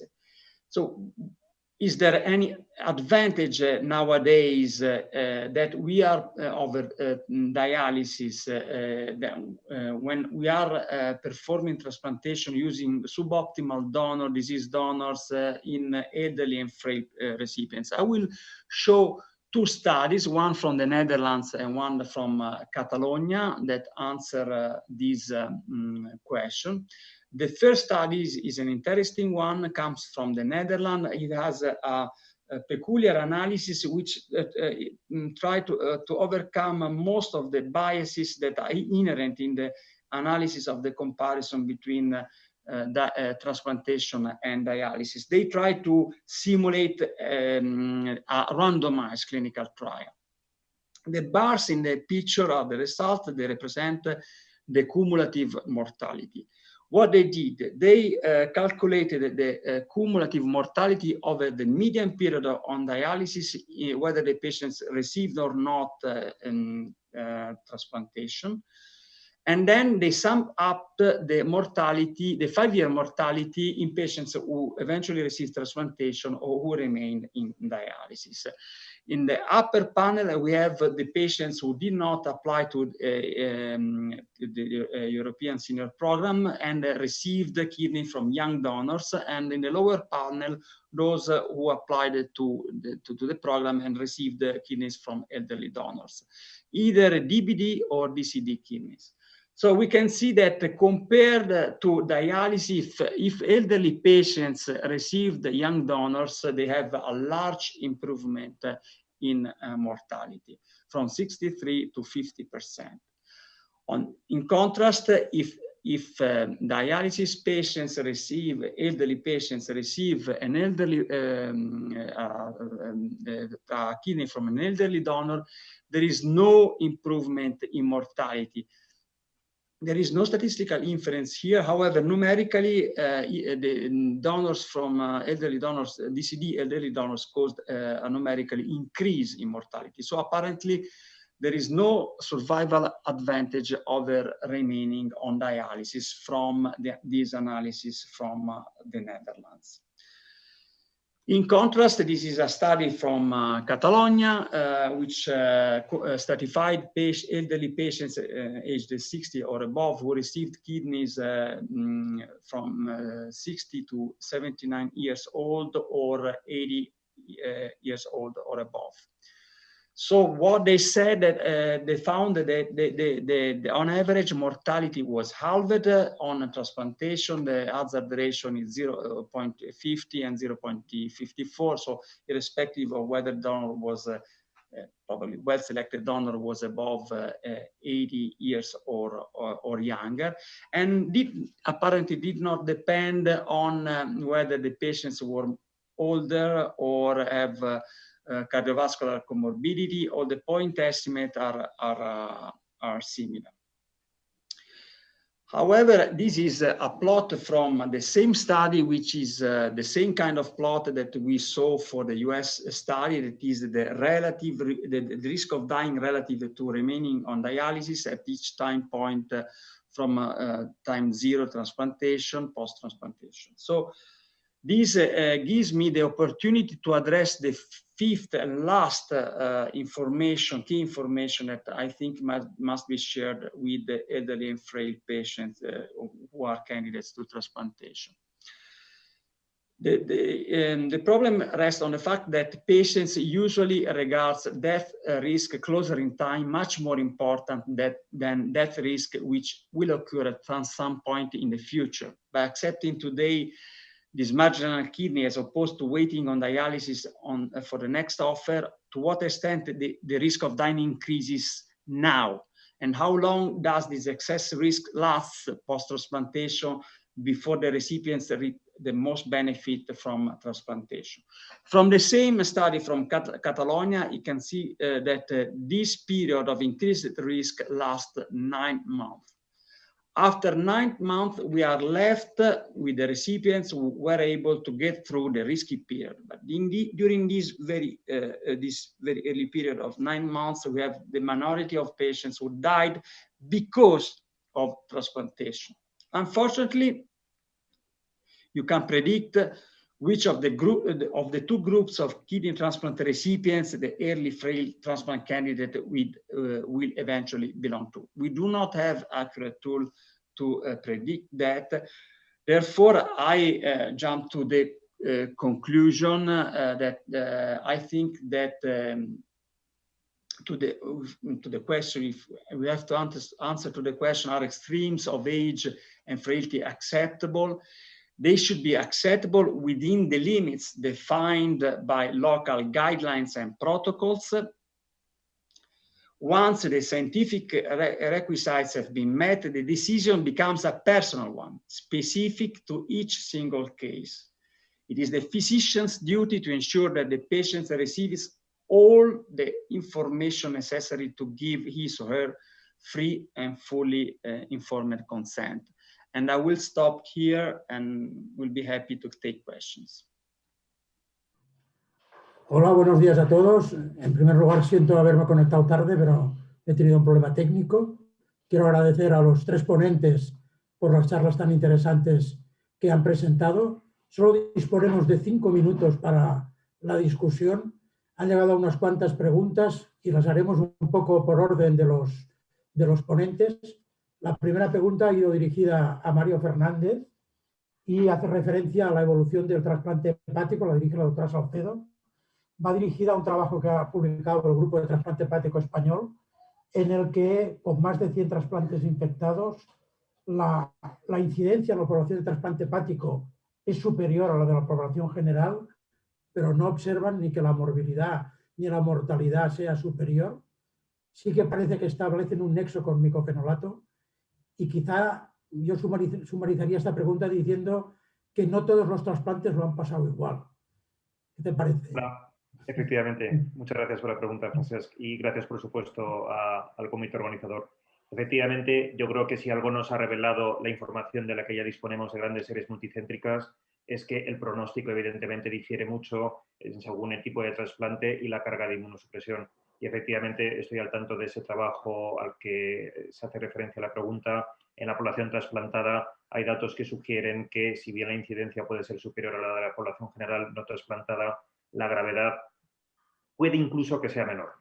Tal vez esto se podría matizar en función de la edad del paciente. Si mal no recuerdo, en pacientes de más de 50, 60 años en esa corte no había diferencias en la mortalidad respecto a la población general no trasplantada. En pacientes más jóvenes sí que había cierta tendencia a que incluso puede llegar a ser menor la mortalidad en la población de trasplante hepático. Simplemente yo creo que el matiz muy importante es que a la hora de analizar el impacto de la mortalidad en el trasplante de órgano sólido y la COVID, es fundamental tener en cuenta, por supuesto, la edad del paciente y las comorbilidades respectivas. Cuando se ajusta por esos dos factores, es posible que no haya grandes diferencias en la mortalidad entre el trasplante y la población general. También dirigida a ti, y luego pasaremos con los otros ponentes. El doctor Carlos Jiménez te pregunta qué opinión tienes lo que nos puede aportar el tratamiento con ciclosporina. Lo dice por relación a una publicación del grupo del Hospital Clínico San Carlos, en el que se plantea si en los pacientes con neumonía con COVID podría estar recomendado cambiar a tratamiento con ciclosporina, además de con algunas evidencias experimentales. Efectivamente, y de hecho esto nos remite a experiencias previas de las que ya se dispone al comparar los dos anticalcinurínicos, por ejemplo, en el caso del poliomavirus BK, en donde en principio el uso de ciclosporina disminuye la incidencia por su potencial o por su papel antiviral in vitro en comparación, por ejemplo, con el tacrolimus. Debo reconocer que no estoy al tanto de experiencias más allá de esta del hospital clínico en cuanto a la conversión o el uso de ciclosporina específicamente en pacientes con COVID-19.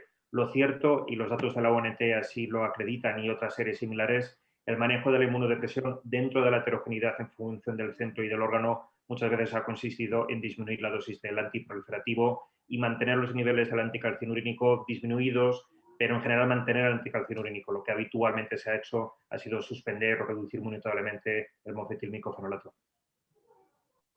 Sí, Francesc, si quieres le hago yo la pregunta siguiente a Jesús. También de parte del doctor Carlos Jiménez, que está muy activo, pregunta una cosa que yo creo que nos interesa a todos mucho, que es la vacunación frente a papilomavirus. Si tienes algún comentario, Jesús, en cuanto a si debería ser recomendada en pacientes en lista de espera. En general, lo que se suele aplicar a pacientes inmunodeprimidos suelen ser las aplicaciones también al resto de la población, y más allá de los 21 años no había una recomendación específica, ¿no? Solamente ya en pacientes, y sobre todo esto hay experiencia, por lo menos en HIVs, en mujeres que han pasado ya o que tienen un CIN 1 o 2 o que ya tienen una patología basal previa, entonces sí que se puede hacer recomendable a edades hasta 42 años. Pero que yo sepa, en general no hay una recomendación específica fuera de este contexto a la población inmunodeprimida, tanto trasplantada o otro tipo de trasplante. Pero quizá debería, ¿no? Sí, quizás efectivamente. Es verdad que hay poca casuística, quizás hay más en hombres que hacen sexo con hombres, ¿no? Pero en general es un grupo de estudio muy interesante y donde la vacuna quizás pudiera dar una solución. And finally, a question for Dr. Maggiore. The question comes from Dr. Portoles from Madrid. He congratulates you. He says that you have a very nice talk. And he says that it's relatively easy to get a correlation of the risk scores with outcomes. but he believes that the real challenge is to get a tool for individual prediction risk of 30 patients after transplant. And he asks you whether we have to involve patients in the decision-making process. Are you aware that there exists any prospective study in line with this? This is a very important point. The individual prediction is something that is not possible. I'm not aware of any particular study focused on this issue, but I think this is a general principle that we cannot make a prediction at individual level. We can only predict the average expected outcome on that of patients similar to our patient based on the parameter that we decide to take into account. In my presentation, I tried to define some objective criteria to define these categories. But the last slide, which was unfortunately skipped, highlighted that what we should do is to define this kind of guidelines, principles that are based on the current evidence, that we should share the uncertainty of the outcome with the patients, but that the decision on individual level is specific. There is no way to make some 100% statement at individual level. Bueno, Francesc, si te parece, tenemos que concluir, no hay más tiempo. Os quería recordar las comunicaciones orales sobre COVID que va a haber a continuación. Yo creo que vamos a continuar en este terreno muy interesante de esta pandemia desgraciada. Y de nuevo, por mi parte, gracias en nombre de GESITRAN. Gracias por invitarnos. Gracias, Francesc. José María, disculpe. Pueden estar 10 minutos más. Vale. Vale, fantástico. Nos dicen que podemos estar 10 minutos. Pues bueno, hay más preguntas. Yo creo que vamos a volver otra vez entonces al primer ponente, que es Mario. Y yo en este sentido, hombre, yo creo que hay una pregunta que todos tenemos en la mente, no daba tiempo, pero es realmente qué pensáis todos, Mario y todos, en cuanto a aceptación de un donante o un receptor que ha sido infectado por el SARS y cuánto tiempo deberíamos dejar pasar. Ahora mismo esto es una cosa que sé que está en debate, incluyendo la ONT. Mario, quizás nos puedes comentar algo en este sentido. ¿En qué situación estamos en este momento preciso? Pues la verdad es que es una cuestión excelente. Yo creo que casi la pregunta del millón ahora mismo en el ámbito de la donación.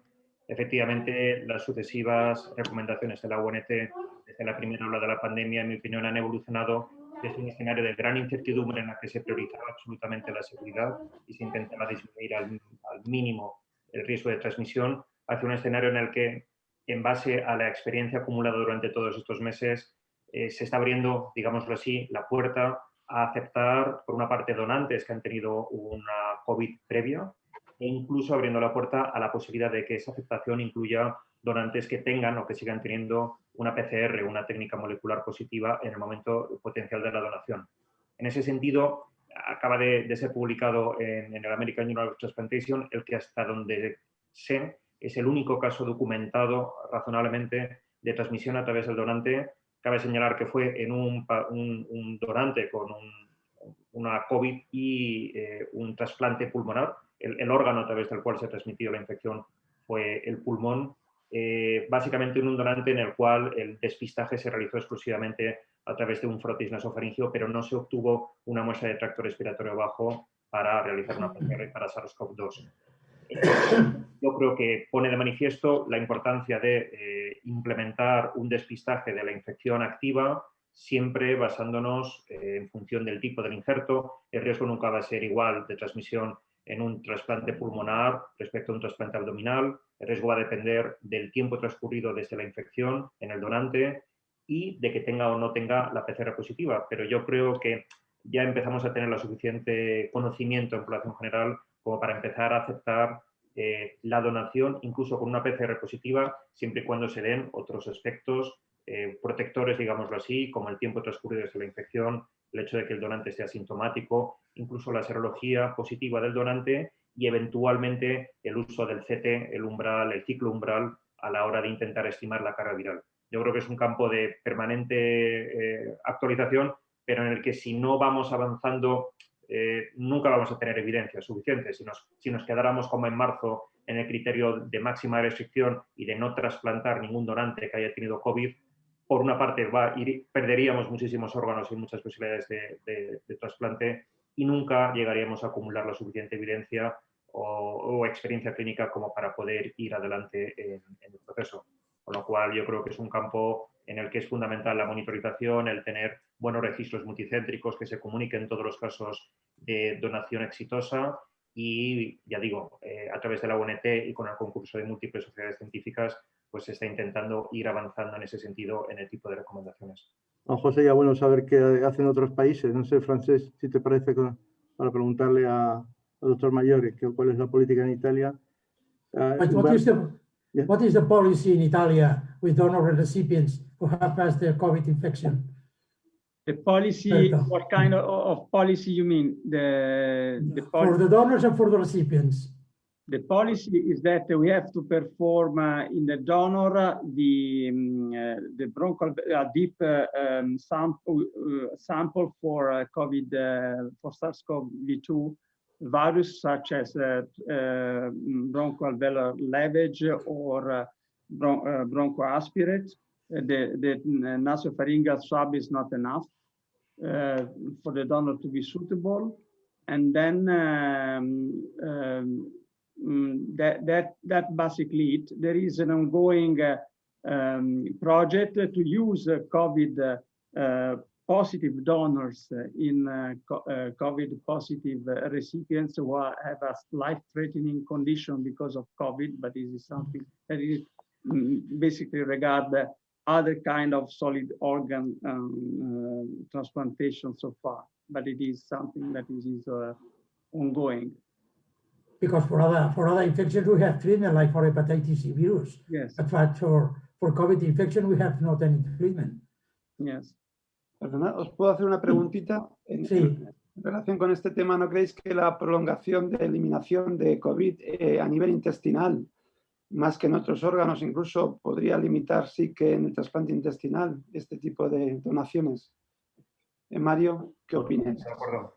De hecho, efectivamente, las recomendaciones de la UNT introducen una salvaguarda específica, efectivamente, no solo en pulmón, sino también en intestino, hasta el punto de que en esos órganos no se aceptaría ningún donante con una PCR positiva, ya fuera en tracto respiratorio superior o tracto inferior, y los criterios a la hora de aceptar donantes que han tenido una COVID previa son más estrictos. Estoy totalmente de acuerdo, pero visto desde el otro punto de vista, en el órgano abdominal, en hígado, riñón, incluso corazón, creo que la información que tenemos sugiere que la eficiencia de la transmisión a través de la donación sería muy baja y que eventualmente, por tanto, pues se podría abrir la puerta a utilizar donantes incluso con PCR positiva. Pero, por supuesto, intestino y pulmón van por separado.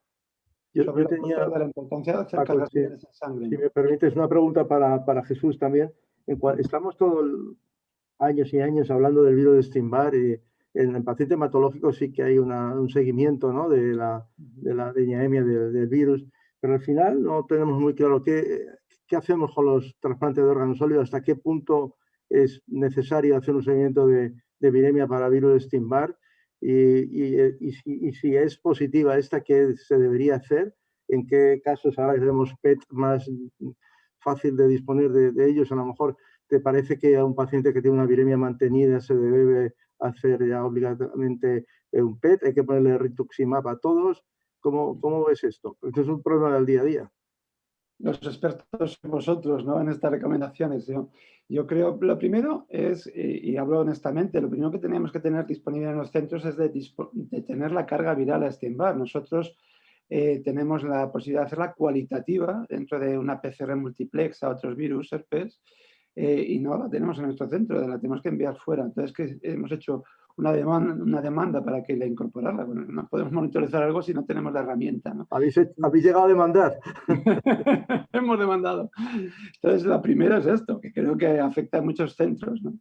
Y luego, bueno, lo que las recomendaciones de Rafa San Juan, ¿no?, a nivel europeo, efectivamente es mucho más importante, desde luego, en determinados órganos, ¿no? Sobre todo en trasplante intestinal y en trasplante de pulmón en presencia de mismatch. Ya en el resto es más limitado. Si tienes la herramienta y es alta, persistentemente elevada, independientemente del entorno, del tipo de trasplante, es posible que ahí puedas también adelantarte. Y sobre todo es quizás al PET, porque el tipo de maniobras profilácticas a la hora de establecer, por supuesto, meternos en anti-CD20, o creo que es un riesgo excesivo para un marcador subrogado que, bueno, está presente, pero no es sistemático, que la alta carga viral acabe en un linfoma, ¿no? Con lo cual tenemos que seguir aprendiendo bastante en esto, yo creo. Este es un problema que en trasplante de adultos lo vemos poco, pero los que recibimos del trasplante infantil es un problema muy importante. Claro. No olvides que muchos niños adquieren la infección con el trasplante cuando todavía son naïf para Epstein-Barr y luego se hacen mayores y te los pasan a los hospitales de adultos. Yo siempre cuento el caso de una chica que tengo que me la pasaron con 18 años, había perdido el primer riñón por linfoma con Epstein-Barr y a la que la trasplanté empezó a replicar otra vez Epstein-Barr, con cargas que pasaban de las 100.000 copias, porque en mi hospital sí hace la cuantitativa. Esta chica lleva 10 años trasplantada y cada 2 años le pongo una dosis de rituximab sin ninguna evidencia de nada, y cuando pasa de 100.000, 150.000 le pongo el tratamiento. La chica está estupenda, el riñón funciona bien. Yo al principio no sabía cuánto tiempo lo haría, pero creo que me jubilaré y me falta bastante y todavía se lo iré poniendo cada 2 o 3 años, porque no sé qué más hacerle. Pero son casos excepcionales, pero esto los pediatras es importante tenerlo, porque además estos niños crecen, ¿eh? Y luego pasan a adultos. Es verdad que el uso yo, por ejemplo, con compañeros de la Paz, que efectivamente también con el tema del trasplante, ellos utilizan valganciclovir muy frecuentemente y muy prolongadamente, ¿no? La evidencia es mucho menor y la toxicidad es alta, ¿no? Con lo cual, desde luego, sí que es importante hacer estrategias de este tipo y por lo menos eficaces. Muy bien. No sé si... One question for Dr. Maggiore is for the use of these very elderly donors. In Italy, you are using this kind of donors, especially donors older than 75 or 80, to perform dual transplantation. In Spain, this kind of policy was employed during the initial 10 years of this century, but during the last 10 years, this policy was completely abandoned. And nowadays, I believe that 2-3 kinds of 2-3 dual transplantations are performed per year. Taking into consideration that we employ this kind of kidneys with different policies, the results obtained in the Netherlands registry and the Catalan registry are completely different. What do you believe that is the next step? We need to evaluate frailty, to rehabilitate patients, and to transplant these patients? Yes, the strategy is very difficult, and we still don't know what is the best strategy to use a very elderly donor. Currently, in most regions in Italy, we are using octogenarian donors only for dual transplantation, but unfortunately, the recipients of dual transplantation are only a minor proportion of the total recipients, because to be suitable for dual transplantation surgery, it must be wealthy. So this is not the right strategy. I think that the best thing strategy that we can use now is to improve the evaluation of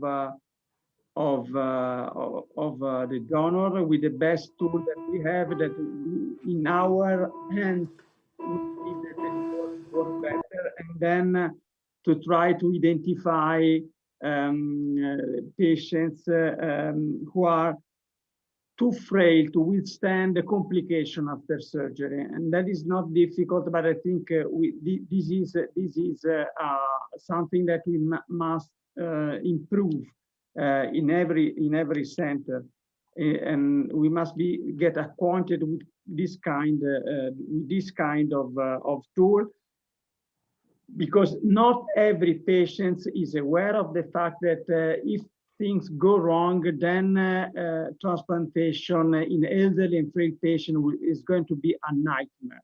So it is not, I don't think that it must be a default to put every elderly and frail patient on the waiting list. We should discuss with them. The uncertainty are very, very large. I would also underline that the paper from Catalonia, they use biopsy, however, in that study. In that era that you used for that study population, biopsy was ongoing. Perform biopsy. I work in Catalonia, and the use of biopsies is different across the different centers. For example, in my center, the majority of biopsies are not used to decide whether the kidney is implanted or not, and the same in Hospital del Mar, for example. Very few centers are employing biopsies to refuse older donors. Yes, however, now there is a European project that it is put forward by Descartes that want to merge the registry and try to see what is the advantage based on clinical grounds of using this elderly donor for frail and elderly recipients. And this is an ongoing project, but if we can gather a lot of data, then maybe we can have more certainties of the risk-benefit for these patients in the future. Bueno, si te parece, Francesc, vamos a tener que cerrar ya la conexión. Gracias a los tres. Thank you, Dr. Maioli, for your wonderful talk. Nada, recordaros que hay una serie de comunicaciones orales ahora sobre COVID, que creo que pueden continuar esta discusión que hemos mantenido, tan interesante. De nuevo, gracias en nombre de GESITRA por la invitación a la Sociedad Española de Trasplante. Ha sido un placer estar con Francesc dando esta plenaria, y nada, deciros que se os echa mucho de menos de no veros, que estamos deseando de juntarnos, como imagino que estáis todos, y que tengáis un feliz día de San Valentín y que el niño acabe tocando bien el piano. Está en ello, mi hija, pero no hay manera. Le pagaremos un curso. 3 veces que pare. Le he dicho 3 veces que pare, pero no hay manera. Venga, hasta luego. Un abrazo a todos, hasta pronto. Un abrazo, adiós. Bye, ciao.